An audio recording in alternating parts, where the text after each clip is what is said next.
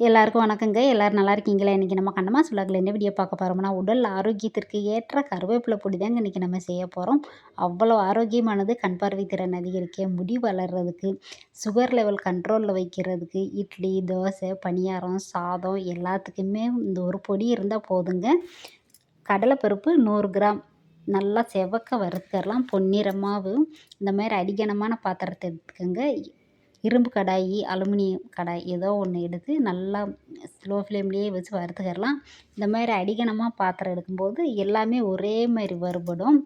ஒரு அரைவாசி வறுக்கவும் நம்ம வத்தல் சேர்த்துக்கலாம். ஒரு 6 வத்தல் சேர்த்துருக்கேன்.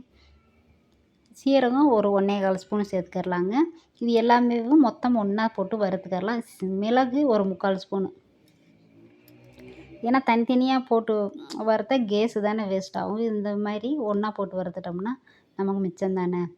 அதுக்கடுத்து அது ஃபுல்லாக பொன்னிறமாக வறுத்தாச்சுங்க. செவக்க உளுந்து 100 கிராம் போட்டு அதையுமே செவக்க வர வரைக்கும் வறுத்துக்கிடலாம். லோ ஃப்ளேம்லேயே வச்சு வறுத்துக்குங்க. ஒரு கட்டி பெருங்காயத்தூள் சேர்த்துருக்கேன். இதுவும் நல்லா செவக்க வறுத்தாச்சு. இந்த மாதிரி கைவிடாமல் அப்படியேவும் கிண்டிக்கிட்டே இருக்கணுங்க. செவக்க வந்துடுச்சு. இதையுமே தனியாக தட்டில் ஆற வச்சுக்கிடலாம்.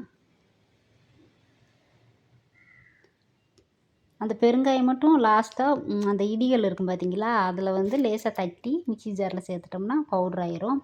இப்போ ஒரு கைப்பிடி அளவு நிறையாவேவும் நல்லா ஒரு கைப்பிடி அளவு எடுத்து அதையும் நல்லா வறுத்துக்கிடலாம். கருவேப்பிலை எண்ணெயே ஊற்றாமல் ட்ரையாக தாங்க நான் வறுக்கிறேன். இது 2 3 நாளாச்சு வாங்கி நிழல் காய்ச்சல தான் கழுவிட்டு நல்லா சுத்தமாக கழுவிட்டு நிழல்லையே ஒரு தட்டில் காய வச்சது. நீங்கள் ஃப்ரெஷ்ஷாக வறுக்கணுன்னா கூட வறுத்துக்கோங்க. வாங்கின அன்றைக்கி கூட நம்ம செய்யலாம். இந்த மாதிரி அப்படியே மாற்றி மாற்றி பெரட்டி விட்டு நல்லா வறுக்கணும்.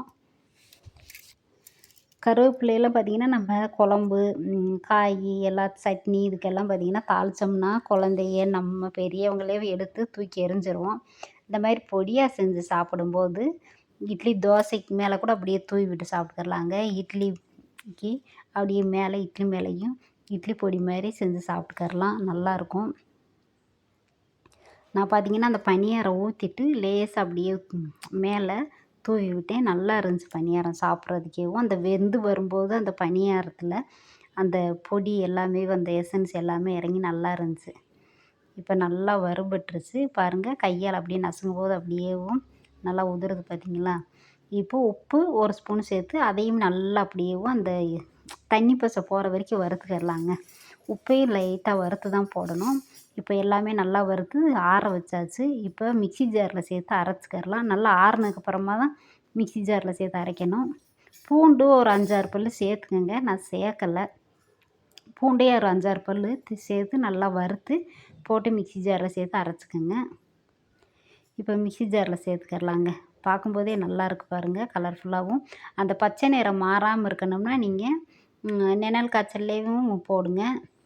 ரொம்ப கருக விடாமல் வறுக்கணும். அந்த கலர் மாறாமல் இருக்கும் கருவேப்பிலை.